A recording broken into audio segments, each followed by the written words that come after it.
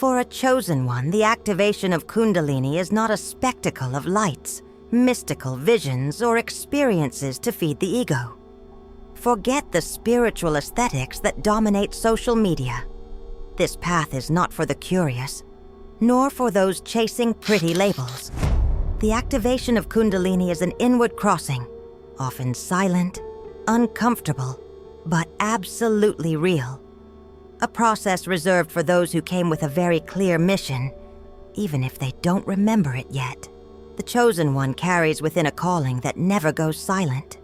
It may feel subtle, like a discomfort with the superficial world, or intense, like an existential crisis that shatters everything that once felt secure. This calling is not emotional. It's vibrational. It's consciousness requesting passage through the layers of illusion accumulated over many lifetimes. If you've always felt like there's something greater meant for you, then this message is for you. Kundalini energy is the bridge between who you are and who you came here to become.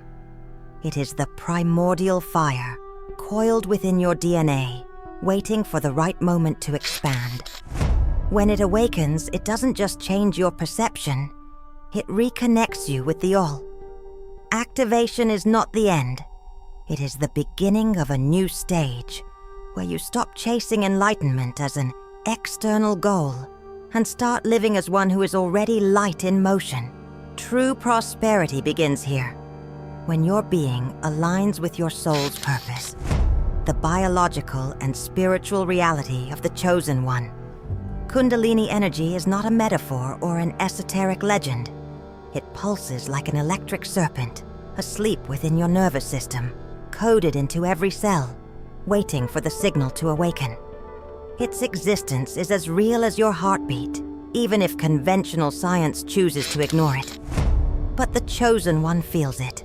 They know, without needing to explain, that something inside vibrates beyond the physical.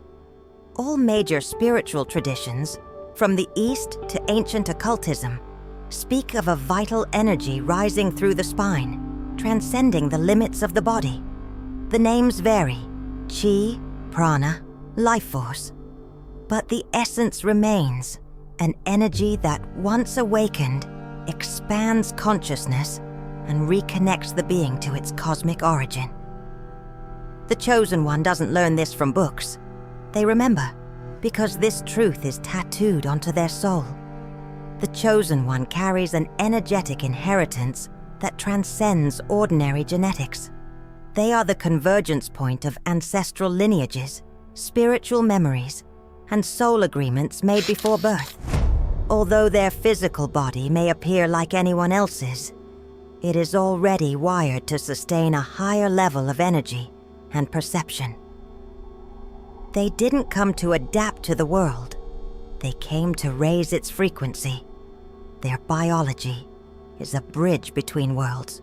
For the chosen one, Kundalini functions as the etheric fire that ignites the four inner elements: earth, water, fire, and air.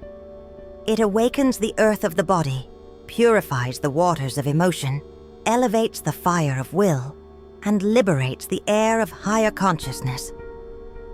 This alchemical movement is what activates their true multidimensional nature. The body becomes a temple, the spirit a flame, and time a mirror of eternity. This energy doesn't just rise, it descends. It comes down from higher spheres and finds in the body its channel of manifestation. The chosen one is that channel, but only when they align their intention, emotion, and action with their essence. It's not about controlling Kundalini, but allowing it to govern from unified consciousness. That's the moment where illumination begins to emerge naturally, without effort, ego, or performance. Science is slowly waking up to this. Studies on advanced meditators show profound changes in brain activity when life force energy is activated. But what machines are still trying to measure? The chosen one already lives. Their awakening doesn't fit in charts. They feel the calling, and they know that ignoring it only amplifies the existential discomfort. When Kundalini awakens, true prosperity is revealed, not as possession, but as a state of integrated wholeness with the All, the hidden code, the blocks of the Chosen One. From an early age, the Chosen One begins to be shaped by a system designed to silence their origin. Family, school, religion, culture. Everything seems to conspire to make them forget the unique essence they carry within. What others call education often feels like conditioning. The Chosen One doesn't fit in, but tries to, and that creates internal fractures. These fractures are the beginning of the blocks. These blocks are not just emotional or mental.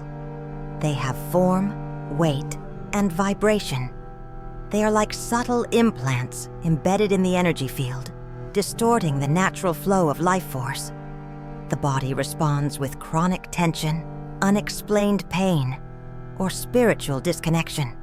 Under these conditions, Kundalini remains trapped, and the Chosen One feels the restlessness of a power that pulses but does not move. The pains that arise in specific areas of the body are not random. They are maps. Each tension holds records of ancient experiences, traumas from other lifetimes, or unintegrated fragments of consciousness. Sometimes the Chosen One carries pain that isn't even theirs, passed down through lineages, old soul pacts, or unresolved vibrational transfers. That feeling of bearing an invisible weight is real, and it's also the call to heal it. These energetic accumulations function like seals that keep the book of the Chosen One's true identity locked shut, and until these seals are dissolved, Kundalini cannot flow freely. As I told you just moments ago, the activation journey begins with recognizing that the prison was never outside. It was built within. Breaking those inner barriers is also a form of remembering, not learning. And this is a fundamental principle in the activation of Kundalini energy. It is the first step toward true liberation. The 3 stages of Kundalini activation in the Chosen One. Let me now teach you the 3 fundamental stages of Kundalini activation in the Chosen One. These stages are not theoretical nor decorative. They are living maps that unlock what already exists within you. Each one works on a specific layer of your being: body, emotion, and consciousness. And be mindful. Skipping any of them is to block the process from unfolding with truth and safety. We could say the first stage is a dimensional neurological preparation. Before Kundalini can flow freely, the Chosen One's body must be ready to hold it. Imagine trying to channel high-voltage electricity through fragile wires. The system would collapse. That's why this physical preparation is essential. This is where the body's true alchemy begins. This preparation happens through simple but powerful techniques. Conscious movements of the spine, combined with deep breathing and sound vibration, activate what we call the soul's electric track. The base of the spine begins to resonate with the sound of the universe, dissolving deeply rooted tension. The body begins to remember its original energetic function. For many, all of this might seem subtle, but the Chosen One recognizes each micro-vibration as an ancient code being reawakened, and that's exactly what it is. This process intensifies when practiced at dawn, a moment when the Earth's vibrational field is rising. With discipline, the body becomes a sanctuary, prepared to receive the inner fire. Now, in the second stage, you initiate a true archetypal release of memory.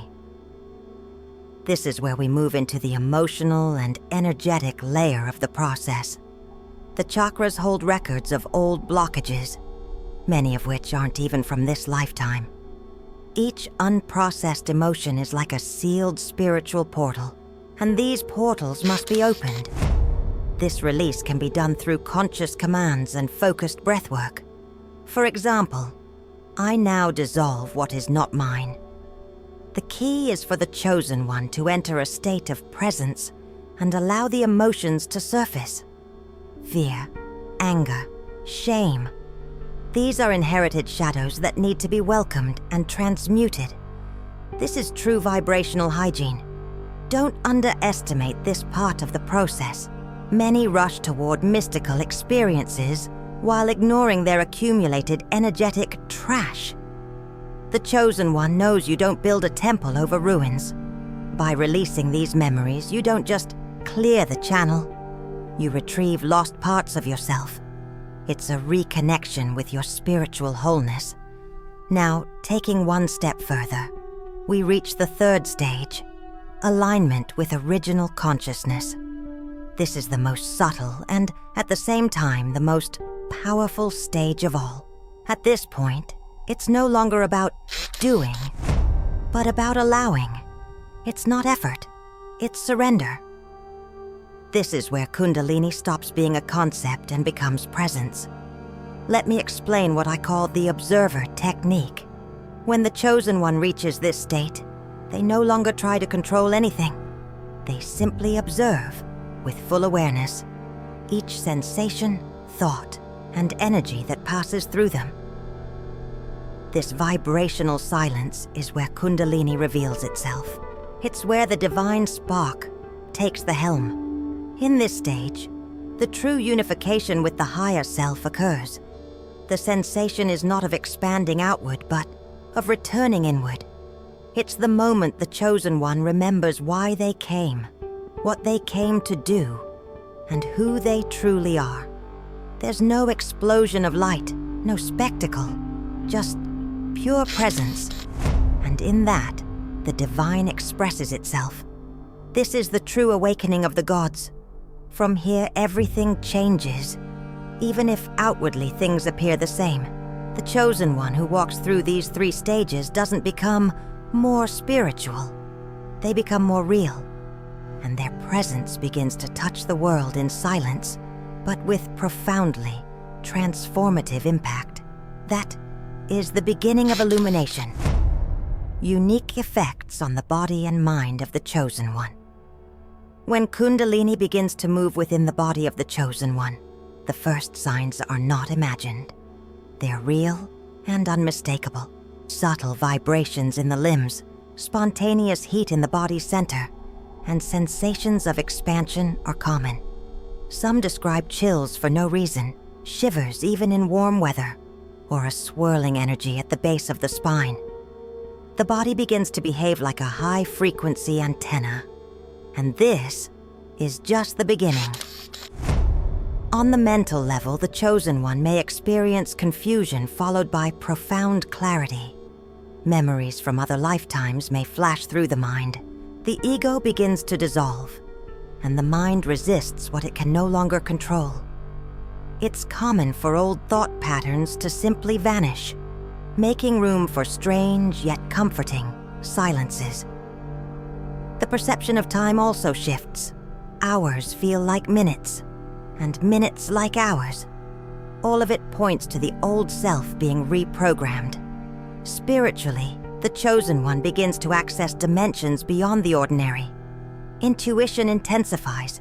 Synchronicities become daily occurrences. Spontaneous channeling may happen, even without prior training. Some people report remote visions, lucid dreams, or contact with spiritual guides. This is not fantasy. It is the natural opening of a multidimensional field. Christic consciousness begins to activate in the physical realm, marking the true entry into the vibrational state of the 5th dimension. The fire that descends from above and rises from the earth. Kundalini is the living flame of reconnection between heaven and earth within the body of the Chosen One. It is not merely an energy that rises, it is also a consciousness that descends. A meeting between who you've always been and who you forgot you were. When this fire awakens, it turns the body into a temple and your path into a mission. Everything gains purpose, even silence. This awakening doesn't make you special. It makes you real. It doesn't add anything to who you are. It removes what was never truly you. The ego tries to claim the journey, but Kundalini demands surrender. It only flows when the chosen one is willing to live in coherence with their essence. Illumination is not an achievement. It is a release. As I've said before, and I'll say again now, this is not about getting there, but about dropping the veils that were keeping you from yourself. The divine spark already lives within you. It was just smothered under layers of fear, guilt, and conditioning. That's the main realization you need to take from this message. When those layers fall, the fire spreads with ease. Understand this. You don't light the fire, you stop putting it out. The chosen one doesn't awaken to feel above others. They awaken to serve, to anchor the new cycle of humanity with humility, courage, and presence. They are the balance point between worlds. Their body is a bridge, their life a message. And when they remember this, the true transformation of reality begins, for them and for the planet. But there's one sign that clearly reveals when Kundalini energy has begun to flow freely within you. It's when, effortlessly, you feel the impulse to help another chosen one. When that happens, the fabric of reality bends, because the universe responds to that gesture. And you can do that right now. Leave a comment on this video. Share a word of encouragement or a piece of your journey. It may seem like a simple act, but what you say here might ignite the fire in someone who is exactly where you once were. This channel exists for that reason. Created by a chosen one, for chosen ones, to be a bridge. So be that bridge. And remember, you are not here to find a purpose. You are the purpose, experiencing itself. Thank you for watching until the end. I hope to see you in the next video, which should be appearing on your screen right now. A life of infinite possibilities awaits you.